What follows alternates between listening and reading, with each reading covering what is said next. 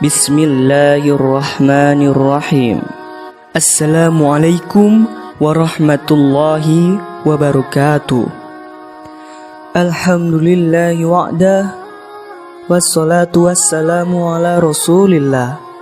Sahabat berbagi kisah rahimakumullah. Di kesempatan kali ini, saya akan berbagi kisah ketika Umar nekat deklarasi masuk Islam kepada kaum Quraisy.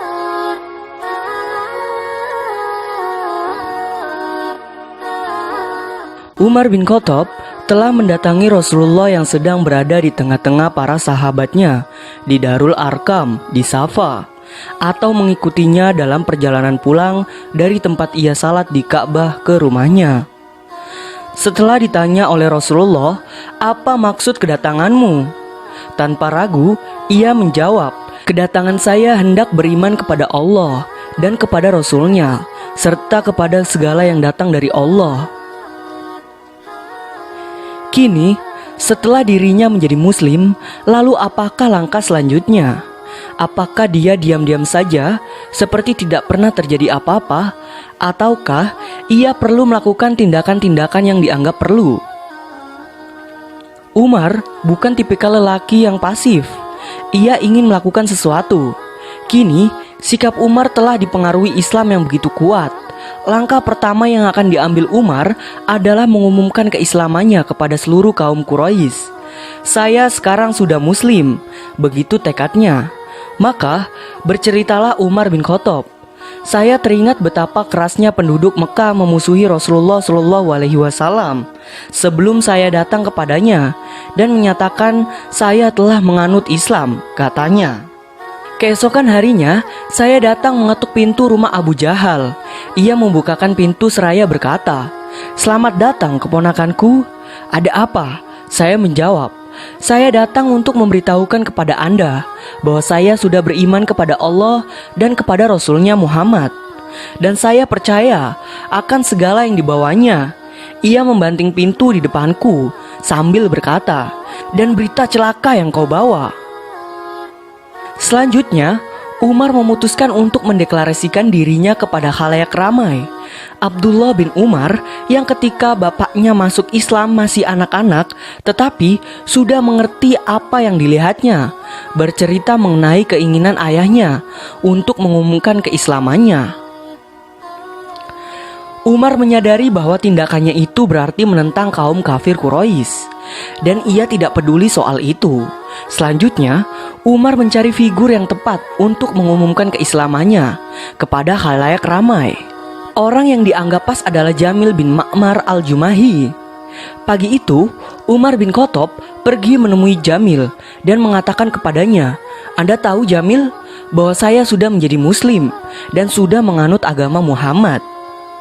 Ia tidak mengucapkan sepatah kata pun, tetapi ia langsung berdiri pergi menuju Ka'bah, yang pada saat itu banyak kaum Quraisy berkumpul di sana.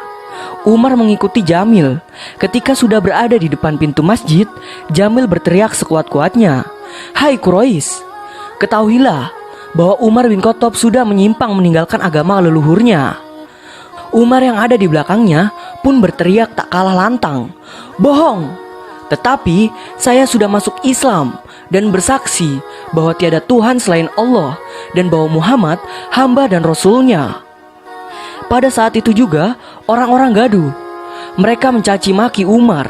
Selanjutnya mereka saling serang hingga saat matahari sudah mulai tinggi. Karena merasa sudah letih, Umar duduk. Ketika orang-orang Quraisy berdiri mengepungnya, Umar berkata, "Lakukanlah sekehendak kalian. Saya bersumpah, kalau kami sudah mencapai 300 orang, akan kami tinggalkan semua itu buat kalian, atau kalian tinggalkan buat kami." Pada saat kondisi tegang itu, menyeruak ke depan seorang laki-laki tua dari Quraisy mengenakan jubah katun, bergaris-garis dan baju bersulam. Begitu sampai di depan, ia berkata, "Ada apa ini?" "Umar meninggalkan agama leluhurnya," jawab mereka. "Lalu, kalau orang mencari sesuatu untuk dirinya sendiri, kalian mau apa? Kamu kira Banu Adi bin Ka'ab akan menyerangnya anggota begitu saja? Biarkan dia, seolah mereka pakaian yang sudah tak terpakai." Lelaki pembela Umar itu adalah Al-As bin Wa'il dari Banu Sam. Dia adalah ayah dari Amr bin As. Banu Sam ini sekutu kami, adalah sekutu Bani Adi. Pihak Quraisy tetap mengancam Umar setelah ia lepas dari mereka. Umar tinggal di rumah menunggu dengan rasa khawatir. Abdullah bin Umar menuturkan, dalam kondisi itu tiba-tiba Al-As bin Wa'il As-Sahmi datang. "Ada apa?" tanya Al-As kepada Umar. "Golongan Anda bermaksud akan membunuh saya kalau saya bergabung ke dalam Islam," jawab Umar. "Tak mungkin," kata Al-As. Mendengar itu, Umar merasa aman. Ketika Al-As keluar dari tempat Umar, ia menemui orang banyak yang sedang marah. "Mau kemana kalian?" tanyanya. "Kami akan mendatangi Umar yang sudah meninggalkan agama kita." "Kalau Umar sudah meninggalkan agama kita, lalu mengapa? Saya akan melindunginya," ujar Al-As tegas. Mendengar pernyataan Al-As itu, mereka lalu bubar. Muhammad Hussein Haikal dalam Umar bin Khattab menjelaskan perlindungan Al-As kepada Umar bin Khattab punya pertalian sejarah. Pada zaman jahiliyah, Banu Sam selalu melindungi Banu Adi bin Ka'ab. Tatkala Banu Adi bersaing dengan Banu Abdu Syams dan kalah, kemudian diusir oleh Banu Abdu Syams dari Safa. Mereka berlindung kepada Banu Sam. Perlindungan ini membuat Umar makin berani menghadapi kaum Quraisy. Disebutkan bahwa Umar pernah bertanya kepada Nabi, "Rasulullah, bukankah hidup dan mati kita dalam kebenaran?" Rasulullah menjawab, "Memang benar, demi Allah, hidup dan mati kalian dalam kebenaran." Kalau begitu, kata Umar lagi, "Mengapa kita sembunyi-sembunyi? Demi yang mengutus Anda demi kebenaran, kita harus keluar." Tak lama, Nabi pun keluar dalam dua rombongan. Dalam rombongan yang satu, ada Umar bin Khattab, dan dalam rombongan kedua, ada Hamzah bin Abdul Muthalib. Keduanya merupakan lambang keperkasaan. Tatkala memasuki masjid, Quraisy hanya melihat dengan wajah sendu. Mereka yang beringas ataupun yang bijak, tak ada yang berani mendekati kedua rombongan yang di dalamnya ada dua tokoh itu. Umar sudah menerima Islam, dan semua yang harus tahu bahwa dia sudah menganut agama Islam. Siapa saja boleh marah kepadanya, terserah. Siapa saja boleh memeranginya kalau mau.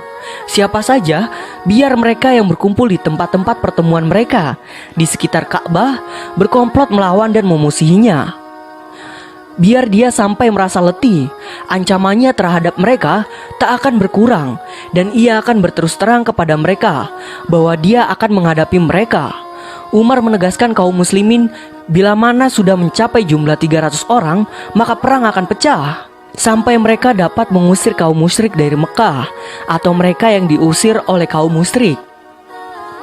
Kendati ia sudah tahu bahwa Abu Jahal beringas dan kejam, ia tak akan mundur.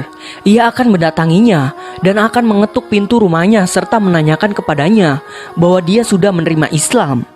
Umar kuat dan percaya kepada kekuatan. Dia masih muda, yang sangat percaya kepada kekuatan.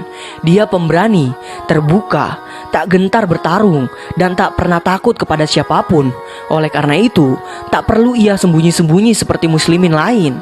Malah ia sudah bersumpah akan sembahyang di Ka'bah, yaitu setelah dulu mereka sholat dengan sembunyi-sembunyi di celah-celah pegunungan di sekitar Mekah. Ia sudah memenuhi sumpahnya. Mengenai hal ini, Abdullah bin Mas'ud berkata, Islamnya Umar suatu pembebasan, hijrahnya suatu kemenangan, dan kepemimpinannya suatu rahmat. Sebelum Umar memeluk Islam, kami tak dapat sholat di Ka'bah. Setelah ia menjadi muslim, diperanginya mereka sampai mereka membiarkan kami, maka kami pun dapat melakukan sholat. Dia juga berkata, sejak Umar bergabung ke dalam Islam, kita merasa mempunyai harga diri. Menurut sumber dari Suhaib bin Sinan, ia berkata, sejak Umar menganut Islam, Islam tampil ke depan dan berdakwah terang-terangan. Kami duduk di sekitar Ka'bah, dalam lingkaran-lingkaran, dan kami pun tawaf di Ka'bah. Kami berlaku adil terhadap orang yang dulu memperlakukan kami dengan kasar, dan kini gayung bersambut, kata berjawab. Sebenarnya Umar tidak puas sebelum ia dapat melawan Quraisy. supaya haknya dan hak saudara-saudaranya kaum muslimin sama dengan hak yang lain di Ka'bah dan dalam melaksanakan sholat di sekelilingnya. Sementara dalam perjuangannya, ia melihat Hamzah bin Abdul Muthalib juga melakukan perjuangan yang sama. Ia dan Hamzah serta kaum muslimin yang lain sekarang dapat bersikap positif yang dulu tak pernah mereka lakukan. Sikap memperjuangkan hak-hak kaum muslimin seperti hak-hak yang ada pada Quraisy juga agar mereka mendapatkan kebebasan berdakwah agama. Sebab baik Quraisy atau yang lain tak boleh merintangi. Sikap positif ini ada juga pengaruhnya terhadap semua kabilah Quraisy. Ternyata banyak di antara mereka yang begitu cenderung kepada Islam. Hanya saja mereka masih takut karena harus menghadapi gangguan Quraisy. Tetapi sesudah Umar masuk Islam dan siap memerangi Quraisy, kemudian sholat di Ka'bah bersama semua kaum muslimin, mereka pun bergabung ke dalam agama Allah dengan anggapan bahwa mereka akan bebas dari gangguan dan penganiayaan Quraisy. Dalam hal ini, Quraisy berkata satu sama lain, Hamzah dan Umar sudah menganut Islam dan ajaran Islam sudah tersebar ke seluruh Quraisy. Sekarang mereka berpikir-pikir bagaimana cara menghadapi situasi baru ini.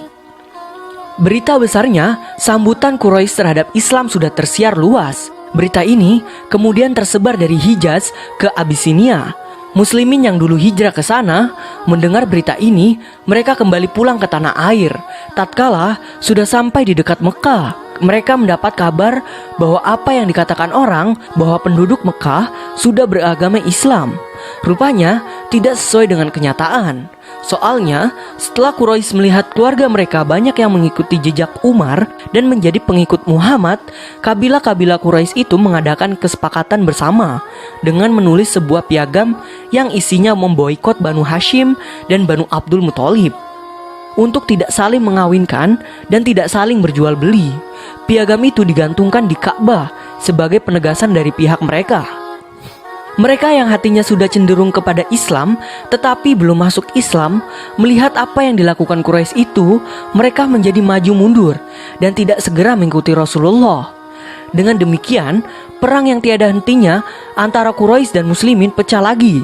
Setelah kaum muslimin yang baru kembali dari Abyssinia mengetahui soal itu, tak seorang pun dari mereka yang mau memasuki tanah suci, kecuali yang sudah mendapat perlindungan atau masuk dengan sembunyi-sembunyi. Sebagian besar mereka kembali ke Abyssinia. Perang berkepanjangan antara Quraisy dengan pihak muslimin pecah lagi. Tak pelak Umar pun menjadi sasaran seperti yang dialami oleh sahabat-sahabat Rasulullah yang lainnya. Pengalaman yang pernah menimpa mereka kini juga menimpa Umar. Dengan terus mengikuti turunnya wahyu yang datang dari Allah, imannya bertambah kukuh. Ia bertambah cermat dengan disiplin yang tinggi, disertai wawasannya yang tepat. Setelah ia berada di dekat Nabi, ia mendapat tempat di hati Rasulullah untuk kemudian menjadi seorang sahabat Rasulullah, kemudian menjadi sahabat Abu Bakar pada masanya itu. Dan dalam sejarah Islam, pengaruhnya yang begitu besar sehingga namanya merupakan lambang kekuatan, keadilan, kasih sayang, dan sekaligus kebangkitan. Zaman Umar merupakan zaman yang terbesar dalam sejarah kedaulatan Islam, bahkan dalam sejarah peradaban umat manusia. Wallahu a'lam. Semoga kisah ini dapat memberikan manfaat bagi kita semua. Jika kalian suka dengan channel ini, silakan subscribe untuk mendukung berbagi kisah sebagai salah satu channel yang memberikan informasi kisah-kisah Nabi dan sejarah Islam yang dapat kita teladani sebagai umat muslim. Akhirul kalam, wassalamualaikum warahmatullahi wabarakatuh.